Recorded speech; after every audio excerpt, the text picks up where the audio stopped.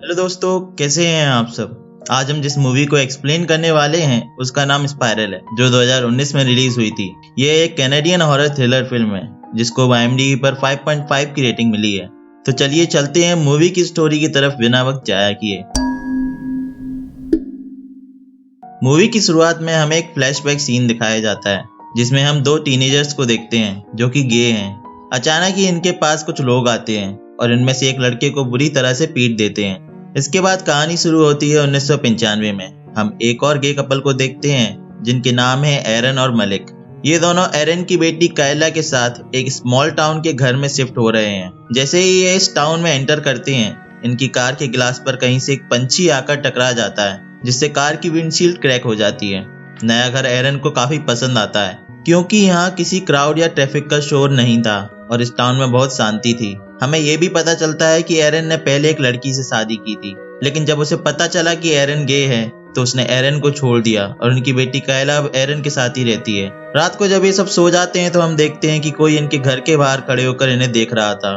अगले दिन हम देखते हैं कि मलिक कायला को अपनी बेटी की तरह ही ख्याल रखता है और कायला को भी मलिक से कोई प्रॉब्लम नहीं है।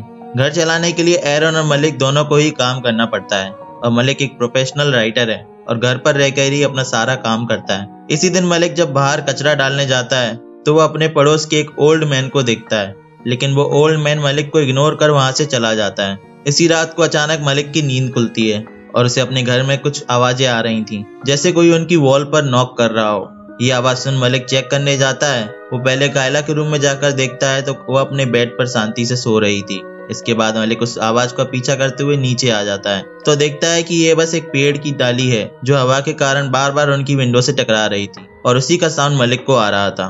फिर अगली सुबह मलिक उस डाली को काट देता है। इसी समय इनके घर इनकी नेबर मिलने आती है जिसका नाम टिफनी है और उसने मलिक को गलती से यहाँ का गार्डनर समझ लिया था, लेकिन एरन उसे बताता है कि मलिक उसका पार्टनर है। और ये सुन टिफनी थोड़ा सा चौंक जाती है और कहती है कि इस टाउन में वो अकेले गे कपल हैं। जिस पर मलिक कहता है कि शायद और भी होंगे, लेकिन उन्होंने किसी को बताया नहीं होगा।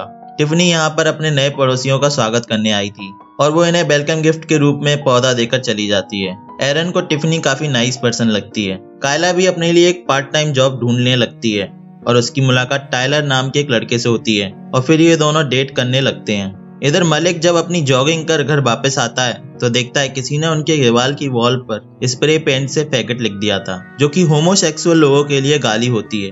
ये देख मलिक काफी हर्ट होता है, लेकिन ये पहली बार नहीं था जब किसी ने उसके डिफरेंट होने पर परेशान किया हो। जिन दो लड़कों को हमने उस फ्लैशबैक में देखा था उनमें से एक मलिक ही था और उसके एक्स बॉयफ्रेंड को उस दिन बुरी तरह मारा गया था। दोस्तों, 80s और 90s के समय होमोसेक्सुअल लोगों को सोसाइटी में उतना एक्सेप्ट नहीं किया जाता था और उसी घटना से मलिक को इस फिल्म में कई बार मेंटल ब्रेकडाउन होता है। अब मलिक नहीं चाहता था कि ये वर्ड देख एरन भी परेशान हो जाए, इसलिए वो कायला और एरन के आने से पहले ही उस वॉल को पेंट कर देता है।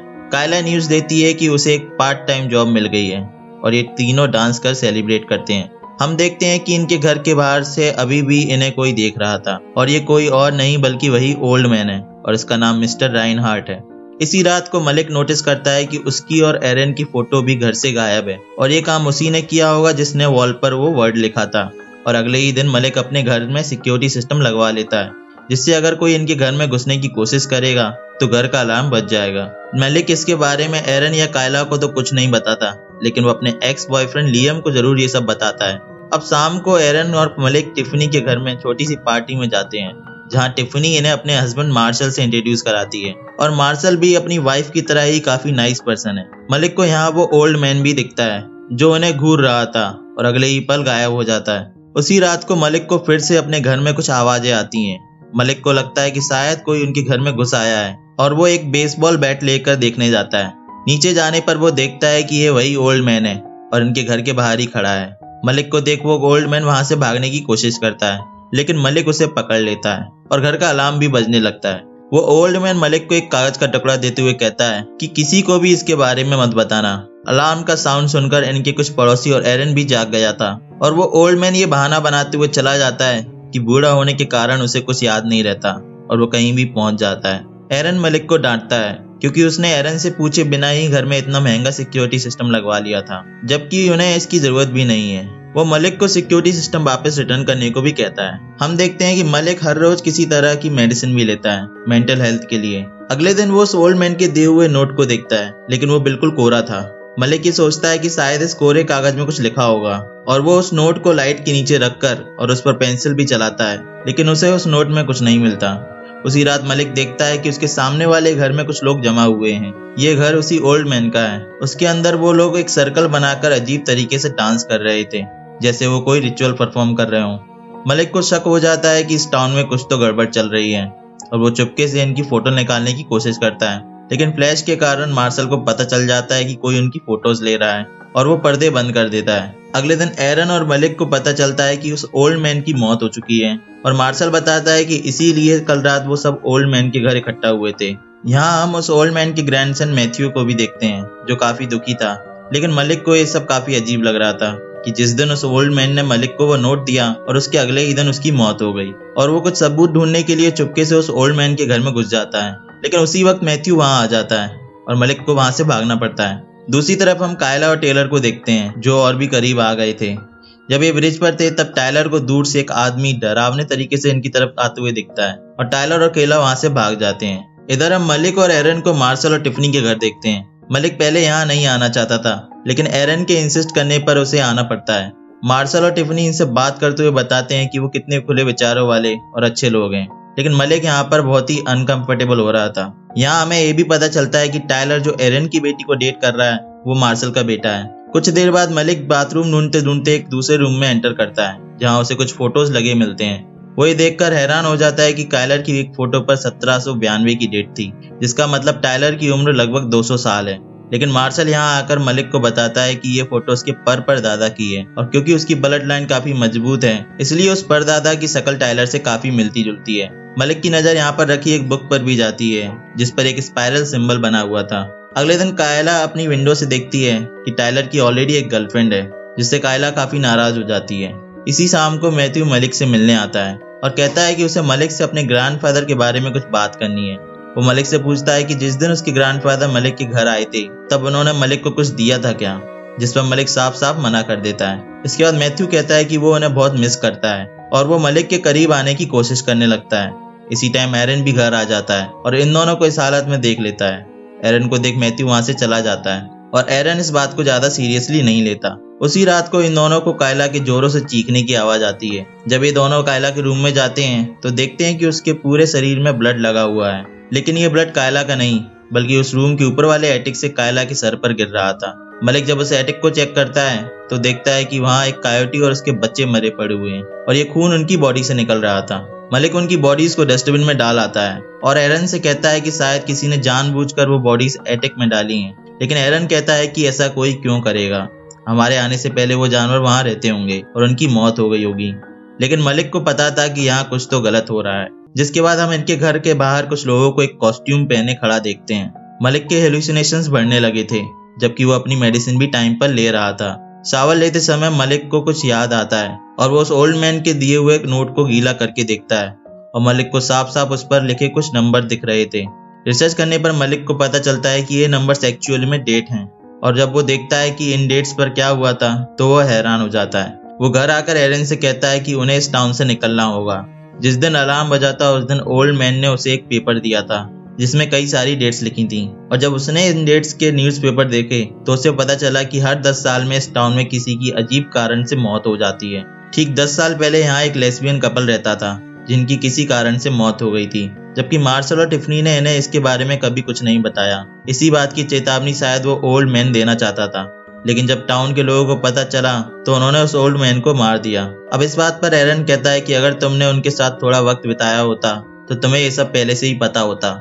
मार्शल और टिफनी ने एरन को पहले ही उस लेस्बियन कपल के बारे में सब कुछ बता दिया था, और वो अच्छे लोग हैं। तुम्हारे साथ उस दिन जो घटना हुई थी उसकी वजह से अब तुम सभी को शक की नजर से देखते हो।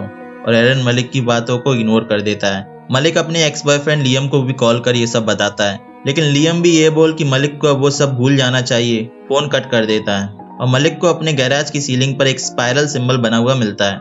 इसके बाद मलिक उन लेस्बियन कपल के घर पहुंच जाता है ताकि उसे वहां से कुछ पता चल सके। घर की हालत देख उसे पता चलता है कि कई सालों से इस घर में कोई और रहने नहीं आया, और मलिक को इस घर में एक लड़की का भूत दिखता है जो उसे कुछ टिप्स दे रही थी, लेकिन अगले ही पल वो गायब हो जाती है और मलिक को लगता है उसे फिर से भ्रम हुआ होगा। वो उन टेप्स को लेकर घर जाता है तो देखता है कि किसी ने कंप्यूटर की हार्ड ड्राइव निकाल ली है और एरन मलिक को कुछ फोटोज दिखाता है जिसमें वो और मैथ्यू इंटीमेट हो रहे थे।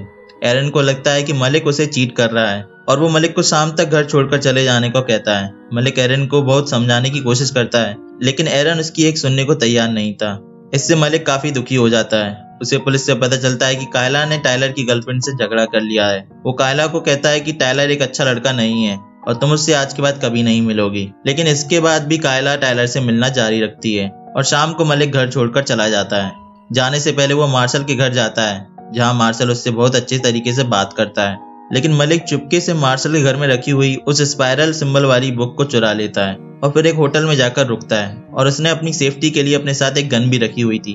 अब कुछ दिनों तक मलिक उन टेप्स को देखता है और उस बुक को पढ़ता है जिससे उसे पता चलता है कि जो भी चीजें उसके साथ हुई हैं, जैसे घर में एक पौधा देकर जाना या कायला के सर पर खून गिरना और वॉल पर गालियां लिखना, ये सब उस लेस्बियन कपल के साथ भी हुआ था और ये सब एक इवल रिचुअल का हिस्सा है जिसे हर 10 साल बाद ये टाउन के लोग करते हैं। उसे ये भी पता चलता है कि इन लोगों ने उसकी मेडिसिन भी बदल दी थी, इसलिए उसकी दिमागी हालत कुछ दिनों से ठीक नहीं है। मलिक को समझ आता है कि कायला और एरन की जान को खतरा है और वो एरन के घर के लिए निकल पड़ता है और वहां जाकर देखता है कि मार्शल, टिफनी और टाउन के बाकी लोग उनके घर में जमा हुए हैं। मलिक को लगता है ये सब रिचुअल करने आए हैं और वो मार्शल पर गोली चलाकर उसे मार देता है। लेकिन फिर उसे पता चलता है कि ये सब तो यहाँ बस कायला की बर्थडे पार्टी के लिए जमा हुए थे और मार्शल के मर्डर के लिए मलिक को जेल हो जाती है। एरन उससे मिलने आता है और मलिक उसे टाउन छोड़कर भाग जाने को बोलता है। वो ये भी कहता है कि मैंने सब कुछ लियम को बताया है, तुम उससे बात कर सकते हो।